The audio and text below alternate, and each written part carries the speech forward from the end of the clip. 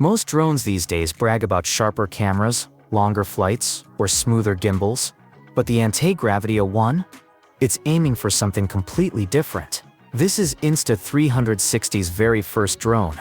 And instead of a single forward-facing lens, it's rocking dual 360 cameras that can shoot in full 8K. That means no more stressing about framing shots while you fly.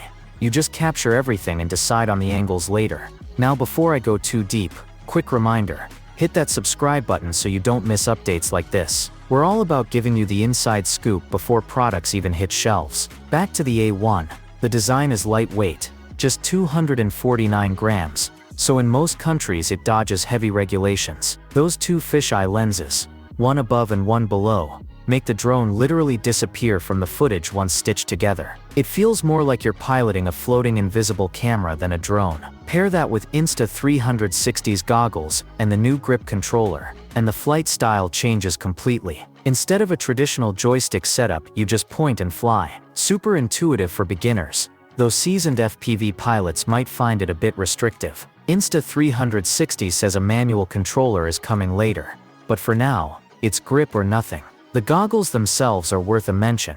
They've got these big bug-eye displays, one for your live view and one doubling as a touchpad for settings. It's quirky, but it might actually make in-flight adjustments easier than fiddling with buttons. And here's a detail I didn't expect, a built-in payload detection system. If it senses you're trying to carry something too heavy, it'll auto-land. Insta360 says it's to keep the A1 focused on creativity, not misuse. It's a safety-first design choice you don't often see. Of course, not everything is clear yet. We don't know the full flight time, wind resistance, or if it supports pro-color profiles like 10-bit or D-Log. And those exposed fisheye lenses, they'll give you incredible footage, but one scratch on takeoff or landing, and you're done. What we do know is that the A1 promises 8K at 60 FPS, obstacle sensors on the front and bottom, and a more tilted back frame design that looks like it could handle wind better than your average mini drone.